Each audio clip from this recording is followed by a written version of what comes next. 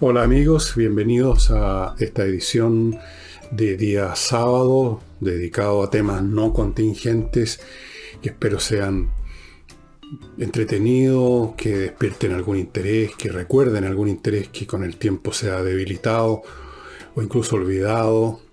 Todo eso es mi ambición y nada más. No tengo intenciones, no estoy en condiciones de dar lecciones de ninguna cosa en la vida. Y hoy voy a dedicarla a los libros, al leer, a lo que significan los libros, a cómo leer los libros, según mi experiencia por último, y todo o algo de lo que se relaciona con los libros en este programa. Antes de entrar en materia, les aviso que sí, efectivamente, me voy a tomar unos días. El domingo, el lunes, el martes y el miércoles no va a estar este programa. Parto de nuevo el jueves, o sea, el jueves va a haber un programa. O sea, lo voy a hacer el miércoles. Voy a descansar sábado, domingo, lunes, martes. Lo necesito.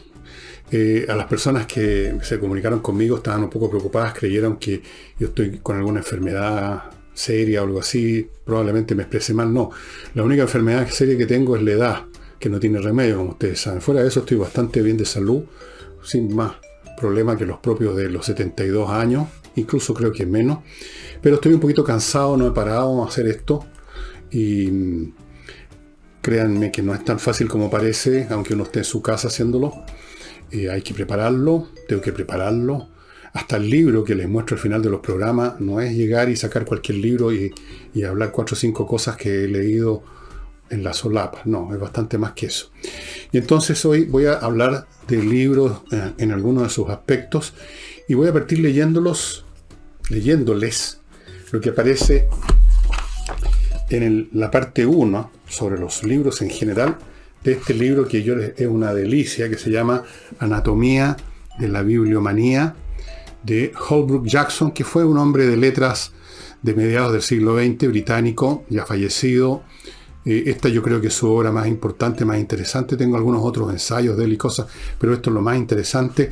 Lo escribió en paralelo, haciendo un paralelo con un famoso libro que se llama La Anatomía de la Melancolía, de un señor Barton, un libro del siglo XVII, y Holbrook Jackson, y lo reconoce, lo dice abiertamente, le gustó hablar de libros, en miles de aspectos de los libros, más o menos usando el estilo de cómo se escribía el inglés en el siglo XVII.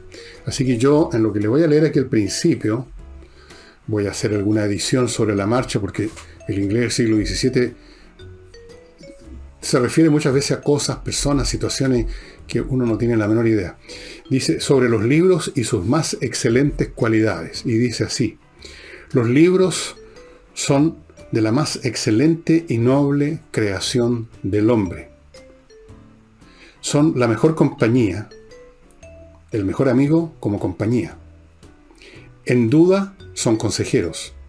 En tiempos malos nos reconfortan. Nos dan la perspectiva del tiempo, son el buque casero para viajar, o el caballo, estamos hablando del siglo, son la mejor recreación para el hombre ocupado, son el opiáceo de los que están un poco cansados, y así sucesivamente. No solo son más que las riquezas, sino que están por encima de cualquier otra cosa admirada en este mundo.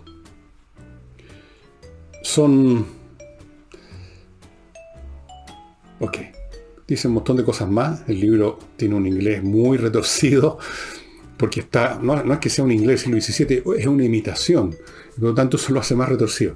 Pero, yo realmente no sería lo que soy, no soy gran cosa, pero lo poco que soy se lo debo al hecho de que mi madre, a mí y a mi hermano Eugenio, nos puso en contacto con los libros desde casi saliendo recién del estado de bebé.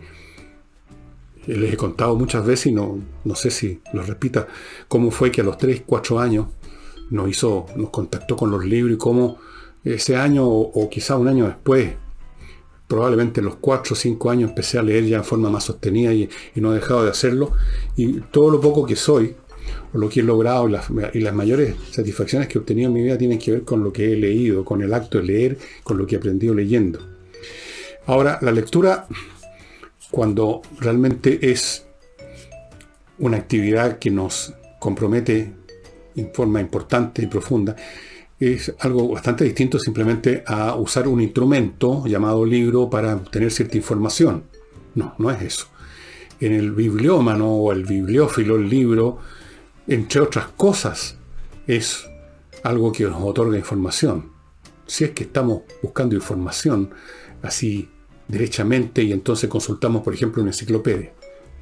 El libro se convierte en muchas más cosas, se convierte en un objeto físico en primer lugar, y no solo importa el contenido, sino que el objeto físico mismo se empieza a convertir en una especie de amigo que está en silencio, instalado en las bibliotecas, mirándonos todo el tiempo tranquilamente, sin molestar, esperando que en algún momento lo volvamos a tomar y reiniciemos la conversación si ya lo hemos leído, o la iniciemos de una vez por todas si lo teníamos ahí sin haberlo abierto. El objeto mismo, el libro, se convierte en algo amado, querido. Y un verdadero bibliófilo no puede tolerar, por ejemplo, las personas que usan los libros de una forma brutal, que los subrayan con un lápiz pasta, que les arrancan hojas, que hay marcas de vino tinto, café encima. Eso es intolerable. Todo lo que yo, y todo lo que muchos, y yo diría todo lo que todos, incluso aunque uno no sea bibliófilo o bibliómano y lea muy poco, todo lo que sabemos es porque lo hemos aprendido en un libro. Ya no estamos en una época en que uno se sentaba a los pies de un filósofo a escucharlo, y quizás había alguno por ahí que tomaba algunas notas. Pasó la etapa de la cultura oral. Vivimos hace ya harto tiempo, desde antes de la invención de la imprenta, incluso en la época de la comunicación escrita, cuando se va más allá de cierto nivel de comunicación, para el cual podría bastar la conversación. Somos todo lo que sabemos, lo hemos aprendido en los libros, y incluso lo que olvidamos, lo olvidamos con los libros y por los libros. Y de hecho no lo hemos olvidado, sino que está presente de una manera distinta. Nos ocurre a cada momento que tenemos un pensamiento sobre alguna cosa. Podemos incluso creer que es de nuestra creación, y no, simplemente estamos confundiendo la originalidad con la mala memoria. Lo hemos leído, pero no nos acordamos que lo leímos, mucho menos dónde, cuándo, qué libro era. Pero da lo mismo, eso significa que eso que estamos diciendo, y lo estamos diciendo porque nos parece correcto, ese conocimiento que creemos tener o que efectivamente tenemos, es el resultado de una lectura que ya se olvidó. El olvido, como ustedes saben, así como la memoria, son dos entidades muy relativas y cambiantes y que se comunican mutuamente. Alguien dijo, creo que fue Lord Acton, que dicho sea de paso era un bibliófilo furibundo, historiador, hombre de letras, estadista por algún tiempo. Lord Acton, estamos hablando de un hombre activo a finales del siglo XIX en Inglaterra, y hizo la siguiente definición de cultura que me parece muy original y muy cierta. Dijo, cultura es lo que queda después que todo se nos ha olvidado. Es decir, alguien dice edad helenística. Tal vez no nos acordamos en detalle de fechas, personajes y sucesos del periodo helenístico, pero tenemos una idea de cuándo más o menos ocurrió el periodo helenístico y qué significa aproximadamente, y esa es la cultura. Y si queremos más detalle, tenemos que retomar los libros sobre el periodo helenístico o sobre cualquier cosa. Yo estoy permanentemente haciendo ese ejercicio para no quedarme simplemente con esa generalidad, para volver a recordar esos puntos más de detalle que son importantes. Entonces la cultura es lo que queda después que todo se ha olvidado. Y aunque ni siquiera quede eso, queda una familiaridad, la sensación de que aunque no nos acordemos de nada, sabemos que el mundo, que la vida es algo mucho más grande y amplio de lo que es nuestra experiencia directa, aunque no nos recordemos esa experiencia más grande y más amplia que hemos recibido a través de los libros. Porque sin libros, sin la educación que nos entregan los libros, sin las puertas que nos abren los libros, ¿A qué se reduce nuestro conocimiento del mundo? Se reduce a nuestra experiencia personal, que es infinitesimal. Piensen ustedes qué sabe del mundo un analfabeto. ¿Qué puede saber del mundo? ¿O qué podía saber del mundo, por ejemplo, un personaje, un habitante de alguna aldea de la Edad Media, analfabeto, que nunca se había movido de donde había nacido, de donde iba a morir, además? Nunca se había movido más allá de unos pocos kilómetros de donde había nacido. No tenía idea de cuál era el reino dentro del cual estaba su comarca. Probablemente sabía cómo se llamaba el señor feudal. Se acordaría de sus padres, de 2 o 3 cosas por el estilo, y nada más. Su mundo era estrechísimo. Todo lo que sabemos, aunque sea solo la sensación, y ahora voy a tener que hacer una pequeña pausa. Perdonen la interrupción. Normalmente cuando me llaman por teléfono y empieza a sonar el celular, yo no doy pelota, pero hay otras veces en que me preocupo si no puede hacer alguna hija mía o algo así que necesita algo urgente, así que fui a atender. No era nada, un teléfono anónimo que no conozco. Bueno, sigo. ¿Qué sería de uno? ¿Qué sabría del mundo sin los libros? Imagínense lo diminuto que uno es sin los libros. Claro, hoy en día hay algunos sucedáneos. Usted puede más o menos enterarse de que existe una cosa llamada mundo porque escucha la radio o ve televisión, o ahora internet. Pero es una visión bastante pequeña de todas maneras. Es simplemente lo noticioso, lo del momento. A usted le dicen que en tal o cual parte ocurrió tal o cual hecho, pero usted no tiene idea de la historia o dónde está esa parte del mundo, qué ondas han ocurrido ahí, aunque sea aproximadamente, que den una cierta explicación o pongan en un cierto contexto lo que está ocurriendo. Nada, solamente le dicen que la princesa de no sé quién se tiró por una ventana y lleva una información. Y eso es todo, no sirve de mucho. Sabe que existe entonces un mundo más grande que su comarca, que su país, que hay otros países, que hay una cosa llamada planeta, que hay unos países grandes y poderosos y otros que no tanto, pero muy poco más. Y sobre todo hoy en día en que las informaciones de los medios de comunicación son de una pobreza franciscana. El libro es tantas cosas, ¿no? Es como una máquina del tiempo, además. O sea, cuando uno lee un libro de historia, literalmente es una máquina del tiempo. Nos lleva a conocer hechos los ocurridos hace siglos, quizás hace milenios. Nos desplaza, por lo tanto, por el espacio. Imaginariamente ya no estamos en nuestro país, sino que estamos en Asia Menor, en Medio Oriente, en las profundidades de China, en 10 siglos atrás. Nos traslada y nos hace conocer esos ambientes, nos hace reconocernos a nosotros mismos, porque a medida que uno lee, y no solo historia, sino que literatura en general, uno va entendiendo cada vez con más fuerza que somos todos lo mismo. Uno se encuentra en los libros de historia, o en las memorias, las biografías, los relatos, incluso personajes de imaginario, con toda clase de personas. Están las personas inteligentes, están las personas tontas, están los testigos de grandes acontecimientos, están campesinos que nacieron y murieron en el mismo lugar sin enterarse de nada. Están actores que cumplieron roles importantes en la historia humana, los Julio César, los Atila, los Abraham Lincoln.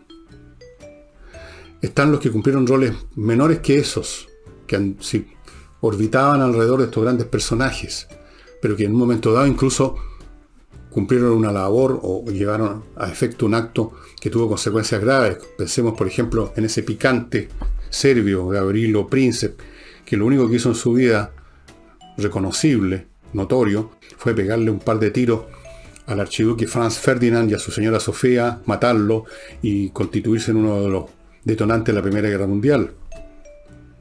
Hay personajes desconocidos, que ni siquiera los conoce el historiador, que dice alguien, un personaje anónimo que no conocemos, dijo o hizo tal cosa.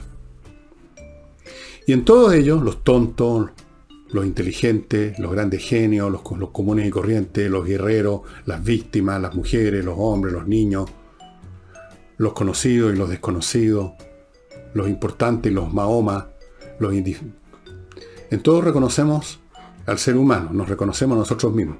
En cada uno de ellos reconocemos un momento, una fase, un instante, un aspecto nuestro. Y por eso que podemos entenderlo, por eso que podemos leer literatura. Podemos leer literatura y entender, porque no nos cuesta nada, aunque no sin hacer ningún esfuerzo, sin ser consciente, no nos cuesta nada identificarnos, entender a ese personaje. Imagínense una novela que llegara escrita en nuestro idioma, pero escrita en otro planeta, por otra raza. No entenderíamos nada. No entenderíamos los motivos, si es que tienen motivos. No entenderíamos las conductas. No entenderíamos, sería para nosotros como leer en otro idioma. Pero leemos cualquier novela, leemos cualquier libro de historia, seguimos los avatares de la vida de Julio César, o de un personaje desconocido que dejó unas notas en un diario de vida, pero nunca lo firmó, y solamente los historiadores han encontrado el material, pero no la identidad del autor. En todos, por igual, nos encontramos nosotros mismos, y por eso podemos entenderlo. O al revés, al entenderlo, nos entendemos a nosotros mismos también. Entendemos que somos como una sola persona, como una luz que pasa por un prisma y se refracta en todos los colores del arcoíris. En este caso, somos una sola mente que se refracta en miles de millones de expresiones. Bueno, eso es una de las visiones de algunas de las religiones, filosofías orientales, que yo comparto bastante por lo demás. Pero da lo mismo. Solo somos una persona, en cierto sentido. Yo tuve esa sensación de que solo somos una sola persona mirando a un animal doméstico. Yo tengo gatos, tengo perros. Se me han muerto muchos perros y muchos gatos. Uno sufre muchas penas y fuertes, inevitablemente, porque los animales en general viven menos que uno. Y todas las veces he tenido la sensación de que en el fondo no hay un gato que se murió y un gato que está vivo, sino que es un solo gato, siempre es el mismo gato, siempre es la misma mirada, siempre es la misma alerta, la misma postura. Como que hay un solo gato. El gato de todos los tiempos, el gato que adoraban los egipcios, el gato que se subía a la falda de uno de los villanos de las películas de James Bond, los gatos míos que andan por los tejados o que están en la cocina tratando de robarnos la comida que tenemos en la mesa. Un solo gato. Y las personas que son más variadas, más complicadas que un gato, yo detecto lo mismo. Y lo detecto porque he leído y he visto cómo ese Julio César o ese Abraham Lincoln o ese personaje desconocido, no importa qué diferencia hay de grado conmigo, que son más inteligentes, que son más importantes, que han hecho cosas, digamos, de mayor dimensión y yo no he hecho ninguna, igual me siento hermano. Soy Julio César mientras leo a Julio César. Entiendo lo que está pasando por la mente de Julio César. En lo que se conoce de lo que está pasando por la mente, no me es extraño, no me es ajeno. Y toda esa visión de comunidad con la raza humana, y en el fondo de comunidad con toda existencia viviente y consciente, por lo tanto incluyo todo el reino animal, yo no lo habría obtenido si no hubiera leído nada.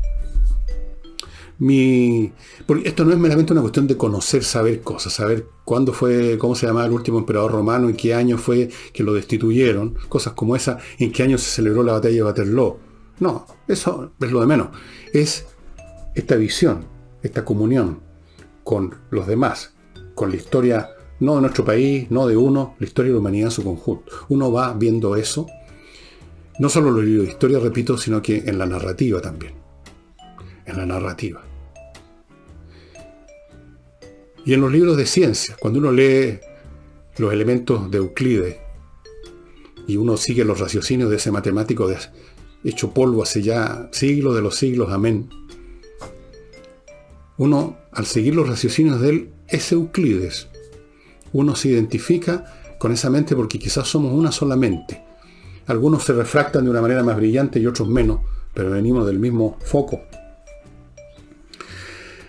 Entonces, la lectura, y cuando digo lectura me refiero no a una ocasional ojeada de un libro porque se puso de moda, un libro al año, un libro cuando mucho, o 2 libros al año, no. Me refiero a la lectura como parte importante de la rutina diaria, y no digo aquí estar todo el día leyendo, ni mucho menos, ya voy a ir a eso. Hace una persona totalmente diferente a quien no lo hace. El que lee es otra persona. Es un ser humano más completo, por necesidad, no porque haya sido mejor desde un principio de los tiempos. Todo esto tiene que ver si uno tuvo esa mamá que lo puso al frente de los libros o no, muchas veces, o siempre. Yo no creo que haya una predisposición genética a leer o leer más o leer menos. Es una cuestión de en qué medio uno nació, por supuesto, qué clase de padre uno tuvo. El hecho es que con la lectura hemos partido iguales, con fulano de tal, pero nos convertimos en seres distintos porque él no leyó y el otro sí leyó. Porque uno se dio cuenta de la comunidad espiritual de la raza humana, porque uno se dio cuenta de la vastedad de la historia humana y la vastedad de la historia del universo, dentro de la cual nosotros no somos más que una chispa insignificante, porque además se nutrió no solo con esa información, sino que con las bellezas, con los pensamientos creados por la humanidad, no por tal o cual persona en realidad. ¿Qué es lo que hace tal o cual persona sino expresar? Es terminar de elaborar, ser el eslabón final de una larga cadena hacia atrás y hacia los lados. Nadie crea la teoría de la relatividad por su cuenta. Nadie crea la teoría de la evolución de las especies por su cuenta. Rafael no creó los cuadros que pintó por su cuenta. Era parte de un proceso histórico, de colegas, de una herencia cultural, de lo que aprendió de otros maestros, de lo que aprendió de otros científicos, de lo que escuchó, de lo que lo ayudaron, o incluso de lo que no lo ayudaron, de los tiempos en que vivió. Somos expresión de eso.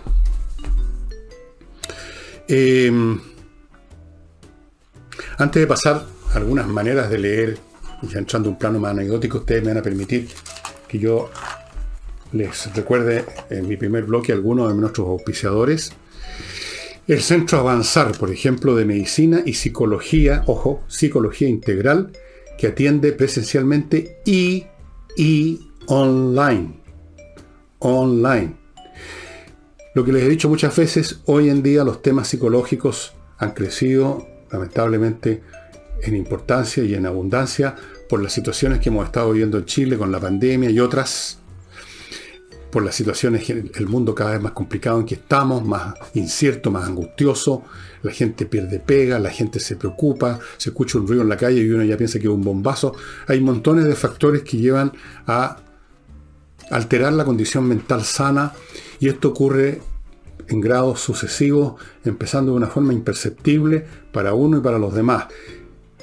Apenas percibe usted el primer síntoma, y tarde o temprano va a ocurrir, de que usted ya no es el de antes, o que su hijo, o su nieto, o su señora, o su esposo no es el de antes. Antes que eso se agrave, yo le sugiero que se comunique con el Centro Avanzar de Medicina y Psicología Integral. No es necesario estar loco con un sombrero de Napoleón en la cabeza para consultar a un psicólogo.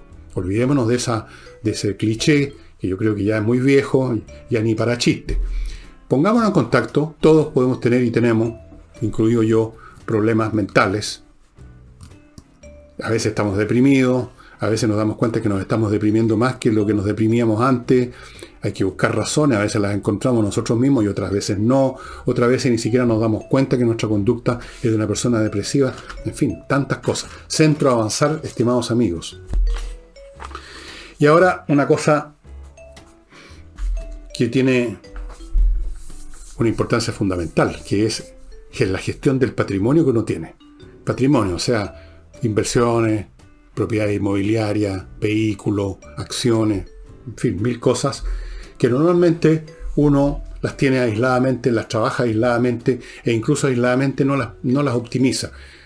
Por ejemplo, alguien puso en algún momento unos depósitos a plazo en un banco, en un instrumento financiero X, y luego se olvidó, no se puso a mirar la cifra y quizás tiene esa plata en un fondo que no le conviene. Por ejemplo. O usted se compró una casa, terminó de pagarla ya, salió del cacho, dejó de pagar dividendo, pero resulta que no ha estipulado en un testamento cómo se va a repartir este bien, quién se va a quedar con la casa, o si se va a dividir entre todos sus hijos, y en ese caso qué van a hacer, y bla, bla, bla, bla. Y entonces usted se muere y queda la crema, empiezan los cuchillazos. Hay que gestionar bien el patrimonio, y para eso está gestión patrimonial. Ellos observan toda su situación, se hacen cargo de todos sus patrimonios, lo gestionan, lo organizan, se lo ordenan, se lo regularizan, si es que hay cosas, por ejemplo, cosas que no se han regularizado. ¿Cuánta gente ha comprado una casa o una propiedad y no ha regularizado, ni siquiera ha presentado los papeles en la municipalidad, no sé, cosas como esas. Regularice su patrimonio antes que haya problemas, ya sea en vida o después de muerto, estimado amigo. Gestión patrimonial. Ordenar, organizar, regularizar, asegurar lo suyo, su patrimonio. Y a propósito de patrimonio, si usted quiere hacer crecer su patrimonio con una buena inversión, en Estados Unidos, que es una plaza infalible para hacer inversiones, pero no sabe por dónde partir, yo le sugiero que parta prendiendo su computador y entrando en inviertaenusa.cl, esta empresa chileno-norteamericana que le hace todo. Y cuando digo todo, es todo, everything. Primero le ofrece miles de franquicias comerciales para que usted vea dónde podría invertir. Cientos o miles, depende de la época del año, de ofertas inmobiliarias en todos los sectores de Estados Unidos, de todo orden. Luego lo lleva virtualmente a hacer esa inversión. Conoce todos los procedimientos jurídicos, etcétera, para hacer inversión. Le abre cuenta en bancos norteamericanos.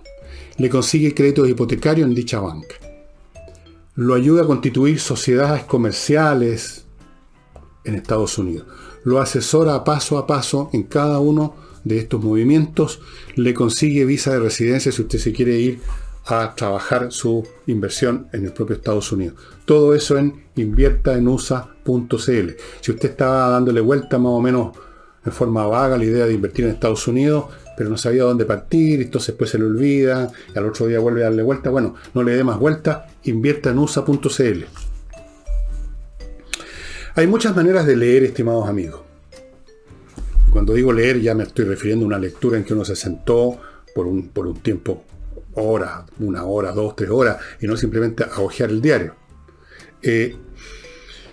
Julio Cortázar, este escritor argentino, a mí nunca me gustó mucho, no me convenció tanto, pero era un buen escritor sin duda. Era parte del boom literario de los años 60 en América Latina, estuvo muy de moda. Todo el mundo, los jóvenes especialmente, tenían que leer a Julio Cortázar. Se sentaban a sus pies a escucharlo decir sus cosas. Bueno, Julio Cortázar una vez describió lo que él llamó el lector vaca. Dije, el lector vaca es uno que lee sin pensar lo que está leyendo, sin reflexionar, sin pararse a meditar, sin entender realmente, o sea, simplemente pasando una hoja tras otra. Ese es el lector vaca. Bueno, el lector vaca en realidad no es un lector, así que podemos decir que no nos sirve para nada esa conceptualización de... Pero es bueno pararse un poco en esto porque se nos suele olvidar que la lectura es un acto intelectual, activo y no pasivo.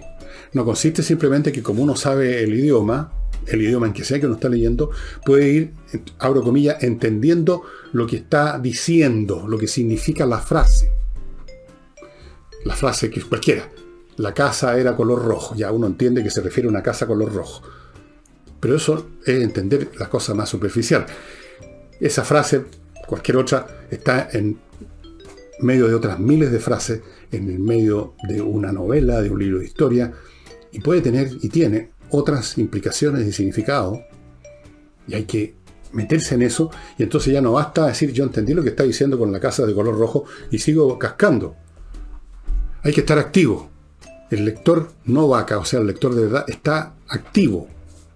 Y cuando en un momento dado, como ocurre cuando uno ya está un poco cansado, se da cuenta que ha pasado por una frase sin entenderla bien, no caer en la flojera de seguir su marcha, un poco como esos estudiantes de matemática que nunca entendieron bien la regla 3 simple y la dejaron por un lado, después la saco con fórmula, y nunca pudieron aprender matemáticas porque nunca aprendieron bien las bases. Lo mismo pasa con la lectura. Uno tiene que, si acaso se da cuenta que no ha captado al 100% la frase, uno tiene que releerla. Y si es caso necesario, releerla y releerla hasta que la entienda bien, hasta que le sacó el jugo. Y eso es el lector de verdad. Es un lector activo. Yo alguna vez les cuento esto como anécdota, para que vean ustedes. Fui profesor, he sido profesor de varias cosas, pero una de ellas fui profesor de lectura veloz en una institución que había en Chile en los años mediados de los 70, hasta finales de los 70, principios de los 80, creo que siguió existiendo, yo ya me había salido de ahí. Yo hice clase unos 2-3 años de lectura veloz. Lectura veloz, junto con otra técnica de memorización, junto con técnicas de estudio, concentración mental, varias leceras de esas, pero vamos a la lectura veloz.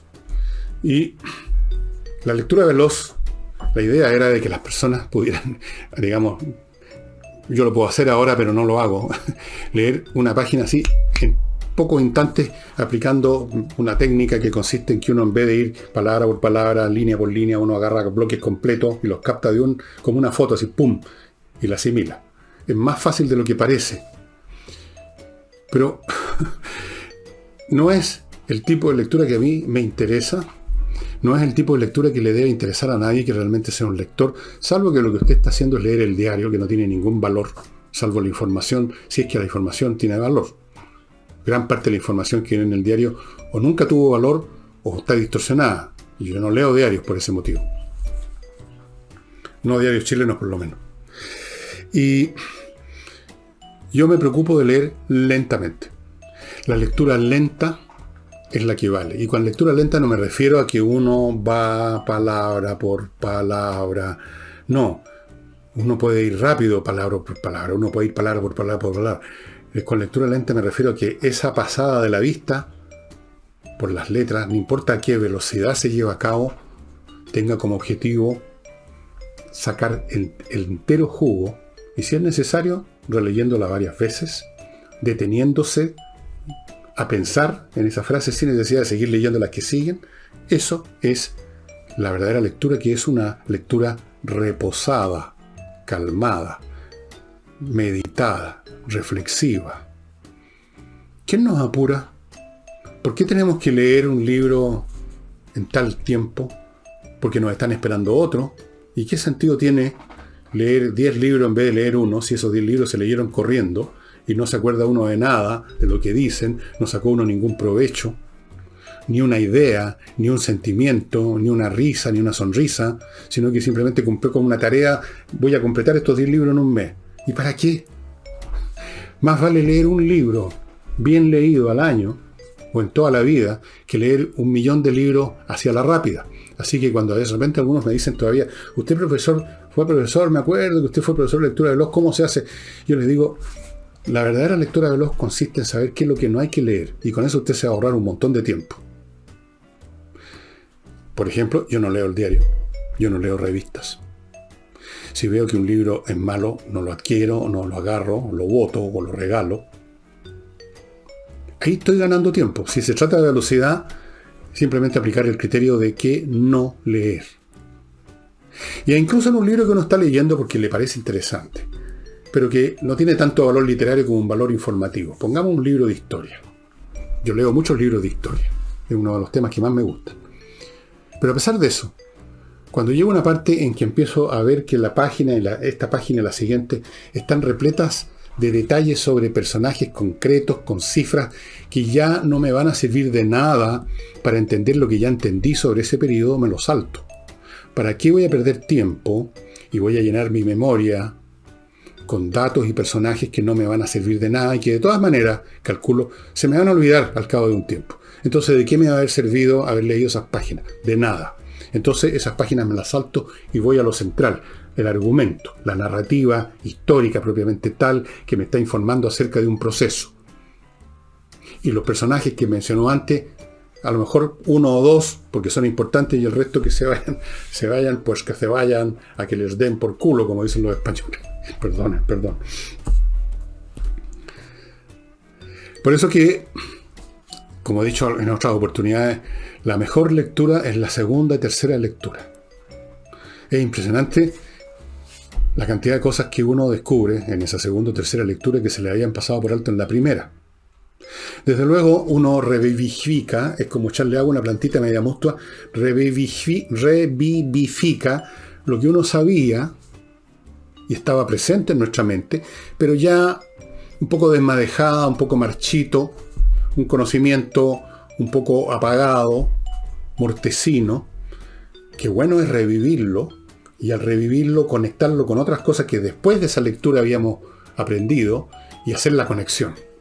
La segunda, la tercera, y si el libro es muy bueno, todas las lecturas que sean precisas.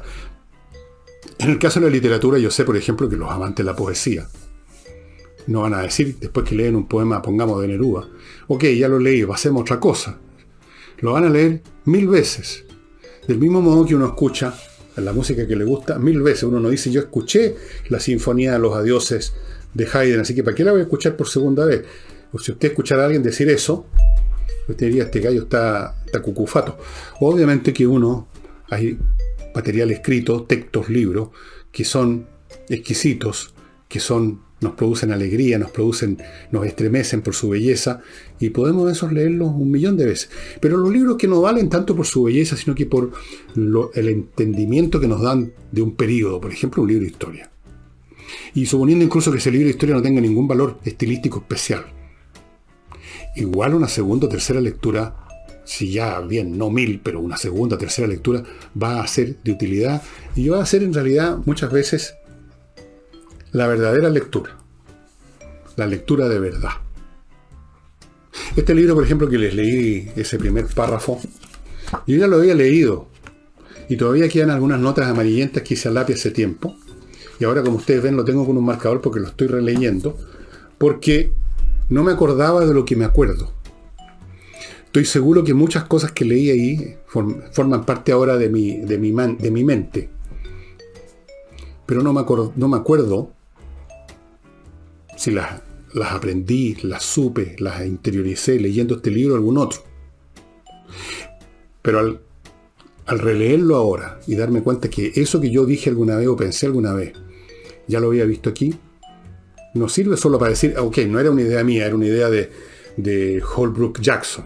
No es simplemente eso. Como digo, la idea florece nuevamente, la frase florece y se conecta con otras cosas que en el intertanto, desde el momento en que lo leí por primera vez hasta ahora que lo estoy leyendo por segunda vez, he aprendido, he leído en otras partes, y por lo tanto nuevas conexiones, amigo mío. Y esto es el cuento de nunca acabar, y la mente va creciendo y se va desarrollando y uno aprende y entiende mejor muchas cosas. Y uno disfruta ese proceso, porque al final uno puede decir, bueno, ¿y de qué te sirve eso? Me decía un amigo, ¿de qué te sirve cuando te mueras y tu cerebro se descomponga? Todos esos miles de libros que has leído y todos esos pensamientos que has tenido propios o ajenos se van a convertir en gusanos. De acuerdo, pero mientras estaba leyéndolo y estudiándolo y pensándolo, por Dios que me divertí. ¿De qué me importa a mí lo que pase después que estoy muerto? No me voy a dar cuenta.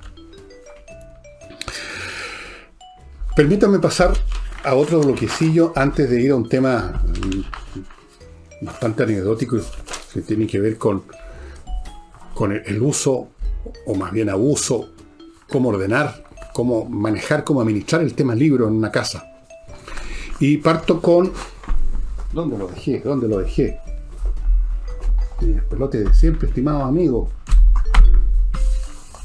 ¿Dónde? Permítanme.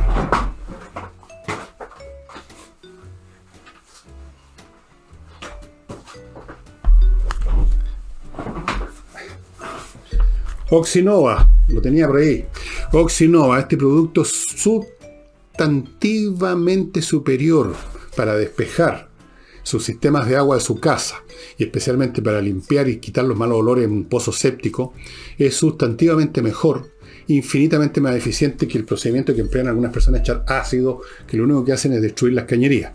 Esto es un polvito que, mezclado con agua, se convierte en una colonia de bacterias que se comen a las bacterias que producen los malos olores y que producen la descomposición. Por lo tanto, usted echa esto, por ejemplo, en el pozo séptico de su casa en la playa, o en su casa vieja, que está con problemas como en todas las casas viejas, los sistemas de agua están medio escloteados ya, y usted va a superar muchos problemas de malos olores y va a despejar con este producto. Este producto fue desarrollado en Estados Unidos hace unos 15 años, más o menos. Ha sido muy exitoso, funciona súper bien, está acreditado por todos los organismos norteamericanos vinculados a temas de este tipo. Y está ahora en Chile, y es lo más simple, eficiente y accesible. Este sobre cuesta 15 lucas, y ese litro o 2 litros de agua, por aquí están las instrucciones, nada complicado, van a tener efecto por unos medio año, 4, 5, 6 meses. Cuando se cumpla ese plazo, usted agarra otro sobre y repite el procedimiento. Si usted compra 6 de estos sobres de una patada, tiene un 20% de descuento, estimado amigo, mencionando, por supuesto, obvio, que supieron de este producto aquí en el canal de vuestro servidor. Oxinova, amigos, Oxinova. Ahí están los datos para ponerse en contacto. Y pasemos a cosas más fragantes, los jardines. Si usted tiene jardín y le gustan los jardines, o sea, si a usted le gustan los jardines, tiene jardín. Si tiene jardines es porque le gustan. La gente que no le gustan los jardines, no le interesan, convirtieron el jardín en estacionamiento, en taller, en cualquier cosa. Usted puede tenerlo mucho mejor si se pone en manos del jardinero.cl, una empresa familiar con mucha eficiencia, que incluso atiende jardines institucionales, como ustedes pueden en la parte de abajo de la gráfica, pero que a ellos les gusta dedicarse más a jardines de casas de cualquier tamaño. Los dejan mucho mejor, se los mantienen, se los cuidan, le dan buenas ideas. Un jardín se puede arreglar de muchas maneras y normalmente uno no sabe y no le saca provecho al espacio que tiene, planta donde no debe, echa más agua o menos agua la necesaria, poda donde no debe y deja la crema, se le mueren plantas. Póngase en manos del jardinero, estimados amigos. Y para reparar la carrocería de su automóvil, póngase en manos de AutoWolf.cl. La carrocería, dije, abolladuras, pintura, ese tipo de cosas. ¿Cuál es la novedad? Van a su casa y lo hacen en un día. Olvídese de llevarle un taller de desabolladura donde se lo reciben y lo tienen ahí una semana o 2 semanas y usted no sabe lo que están haciendo además. Usted aquí va a estar viendo lo que hacen, va a estar encima de la gente si quiere, y el trabajo es tan bueno que le dan 1 año de garantía. Un día en su casa, póngase en contacto con AutoWolf, ahí está un WhatsApp, usted les manda en el WhatsApp una fotografía de las partes del auto que quiere reparar, ellos le hacen la cotización y usted verá si la acepta o no. Y bueno, las personas que leemos, las personas que hemos leído, inevitablemente con el paso del tiempo se nos van acumulando no solo lecturas, sino que los libros que hemos leído empiezan a acumularse. Yo recuerdo mis primeras imágenes de biblioteca, las tengo de cuando tenía, no sé, 13, 14 años, un estantito de pino, típicos estantitos de colegiales de los años 60, en mi pieza, con unas 3 o 4 repisas, y ahí estaba mi librito de haber tenido en total unos 100 libros, sería cuando mucho. Ahora tengo 30 veces más que eso. ¿Dónde los meto? Mi casa está repleta de bibliotecas, y ya las bibliotecas no dan abasto y los libros están acumulados en altos por todos lados. Se acumulan. Yo no los... Muy rara vez regalo libros o voto libros. Cada vez que he hecho eso me he encontrado con que después lo necesitaba y no lo encontré porque lo había regalado. O alguien me lo había pedido prestado y nunca me lo devolvió, como siempre ocurre. ¿Cómo arreglar los libros? Primera cosa que les voy a decir es que hay millones de maneras y todas válidas de arreglar libros. Algunos arreglan los libros en los estantes por el lomo, que son de la misma forma, el mismo tamaño, tapa dura, tapa blanda, el mismo color, de la misma editorial. No importa el contenido.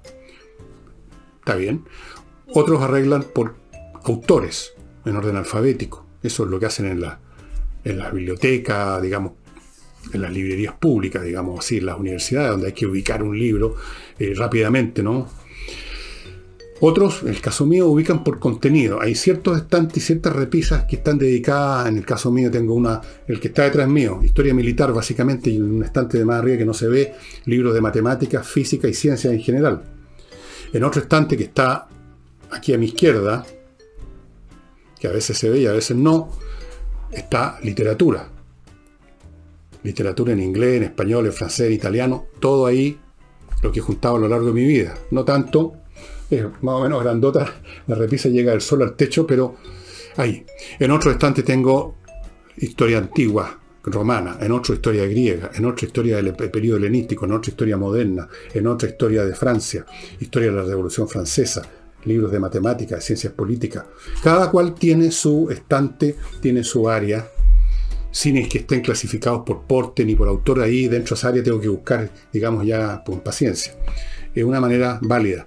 Otros, qué sé yo, no arreglan de ninguna manera y les gusta esto de andar buscando sin saber dónde van a encontrar, y a mí me parece absolutamente legítimo. Es una búsqueda deleitosa, es como un cazador que sale. Bueno, los cazadores no los entiendo mucho, en lo que hacen, pero sí entiendo que ellos no saben dónde van a encontrar el conejo o lo que sea que quieran dispararle, sino que la idea de buscar con su arma es la que, la mayor parte, digamos, de la expedición de cacería es la búsqueda. El momento del disparo y el crimen, porque eso es lo que es cacería, es un instante nomás dentro de todo el proceso. Pero en fin, dejemos a los cazadores en lo suyo.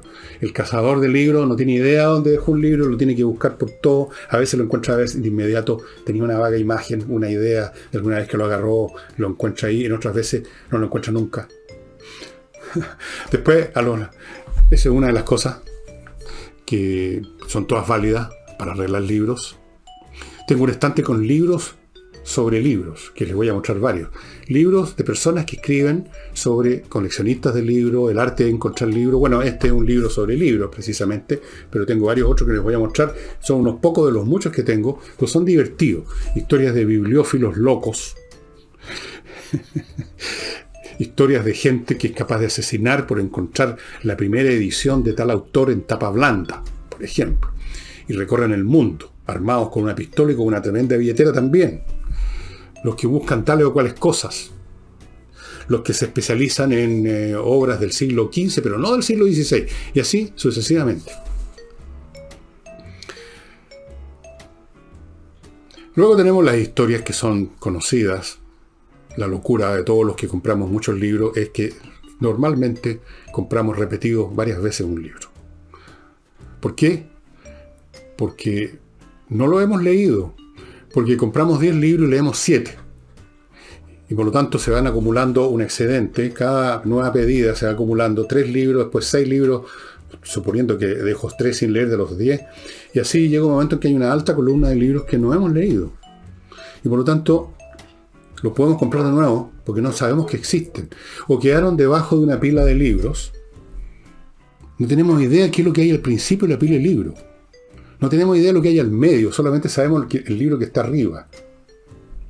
Y yo me he encontrado muchas veces con libros que los tengo 3 veces repetidos. Y pues eso los regalo. Y hay miles de historias como esa, pero hasta los libros repetidos tienen su gracia, porque el libro repetido a veces no es tan igual al primero que uno compró. Viene con una tapa distinta, eso ya es muy importante. O sea, yo conozco gente, bibliófilos, que tienen 100 ejemplares de la misma novela de Charles Dickens, pero dicen, no, pero ¿cómo? No es lo mismo. Fíjate tú que esta es una edición de bolsillo de Penguin House, y en cambio esta otra una tapa dura, no sé qué, pero es el mismo contenido. ¿Cómo hacer lo mismo? Muy divertido. Déjenme mostrarles algunos de los libros que tengo acá, que tienen relación con los libros. Este de Nicholas Basbain, que ha escrito un montón de libros, Paciencia y Fortaleza. Dice aquí, todos los amantes de los libros debieran reunirse para celebrar las secciones de este libro. Nicholas Basbain ha llegado a ser la principal autoridad en libros y acerca de los libros, y etcétera, etcétera, etcétera. Aquí hay de todo, por ejemplo. Aquí ustedes ven que lo tengo marcado también con unas notas, porque lo leí hace varios años. ¿De qué trata este libro, por ejemplo? Aquí hay unos reconocimientos. La gente de los libros. Aquí habla de los locos por los libros, los bibliófilos, los bibliómanos. ¿Cuál es la diferencia entre uno? Los bibliófagos, hay comedores de libros en cierto sentido. Los cazadores de libros, los que andan buscando esa edición y no otra, y son capaces de asesinar a un competidor, asesinarlo. Y así sucesivamente. Paciencia y fortaleza. Aquí tengo otro de Holbrook Jackson, del mismo autor de Anatomía, la lectura de libros. También lo tengo marcado. Acá tengo otro del mismo Nicholas Basbain, El esplendor de las letras. La permanencia de los libros en un mundo que no es permanente. Si ustedes me preguntan de qué trata específicamente este, para serles sincero, no me acuerdo. Si me acuerdo, y no me acuerdo si me he olvidado. Capaz que esté por ahí y yo creo que es una idea mía y la saqué de acá. Luego tenemos esta de un intelectual uruguayo, Alberto Manguel, La librería de noche. Acá está uno que se los mostré no hace mucho, El profesor y el loco. Estos personajes que estuvieron involucrados en la creación del diccionario de inglés Oxford, este libro súper entretenido y realmente, yo no sé, meterse en un lugar, en una oficina, que estaba en un jardín, que era una especie como de invernadero. Años de años a crear un diccionario amerita, digamos, el epíteto locura quizás, pero una maravillosa locura. Otro de Albert Manguel, A Reader on Reader. Una lectura sobre la lectura, se podría traducir más o menos. Estimados, hay millones de libros como estos, todos súper entretenidos. El mundo de los libros es infinito. En el fondo es la traducción en letras de la infinitud del mundo, de alguna manera. Y cuando uno se sumerge en él, las fuentes de placer son infinitas. Aquí mismo, en este que les cité, hay una parte de este principio que dice lo siguiente. Permitidme, amigos, dice: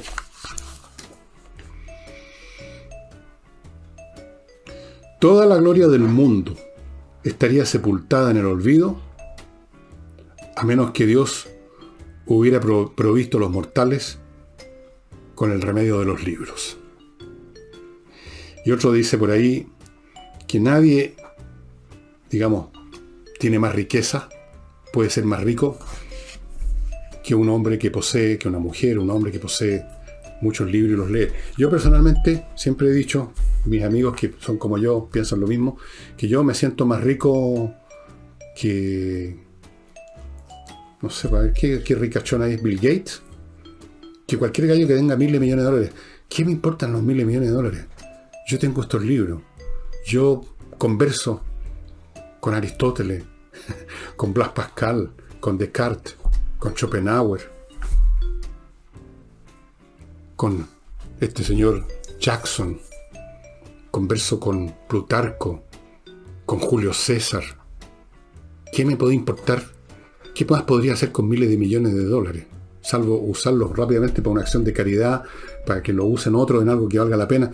¿Cuántas comilonas más me puedo dar con miles de millones de dólares? ¿Cuántos más whisky bourbon, como que me gusta a mí, el Jack Daniels, me podría yo mandar al pecho teniendo más miles de millones de dólares? Esta es la riqueza, estimados amigos. Y antes de continuar, permitidme mostrarles, hoy día no hice mis tareas completas, Bueno, aquí viene una cajita preciosa de chocolates Bonboni. Feliz Halloween. ¿Cuándo es Halloween? No tengo idea.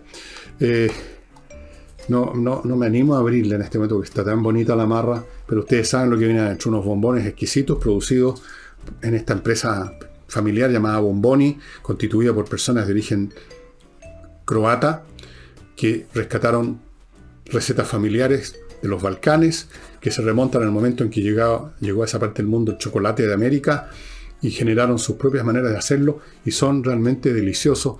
Amigos, todas las semanas me tienen que traer una caja nueva para mostrarles, porque la caja vieja ya me la comí. Yo creo que es una buena prueba de que son realmente deliciosos. Bonboni, ahí están las direcciones, pónganse en contacto con ellos. Tienen estos chocolates, cada chocolate es distinto a los demás, vienen rellenos con un montón de cosas. Aquí están especificados en este papelito: relleno de praliné, calavera amargo, relleno de no sé qué diablo, no le entiendo mucho las letras, sabores de terror, dice, son exquisitos, se los llevan a la casa. ¿Qué más se puede pedir? Bonboni. Y para aprender o recordar lo que alguna vez se aprendió de un instrumento, la música es tan importante en la vida, sin música no valía la pena vivir casi. Higiena Online, con cursos especialmente dedicados a los niños, pero también para los adultos. Cursos de guitarra clásica, popular, cursos de teclado, incluye piano, órgano eléctrico, electrónico, etcétera, contrabajo eléctrico, percusión, saxofón, flauta dulce, flauta traversa, you name it, online. Las clases online son las mejores. Si usted ya ha seguido algún curso, cualquier cosa online, ya sabe que digo nada más que la santa y pura verdad. Las mejores clases uno descubierto en estos tiempos del cólera, digamos, son las clases online. Higiena Online. Ahí están las direcciones a mi derecha para que se ponga en contacto con esta institución y contrate sus cursos. Y continúa la promoción exclusiva El Villegas de Climo. 15% de descuento para todos los equipos y pueden seguir usando su tarjeta de crédito o de débito del Banco Santander si tienen, para comprarlas en cuotas entre 3 y 24 cuotas. Usted verá cuál modalidad elige.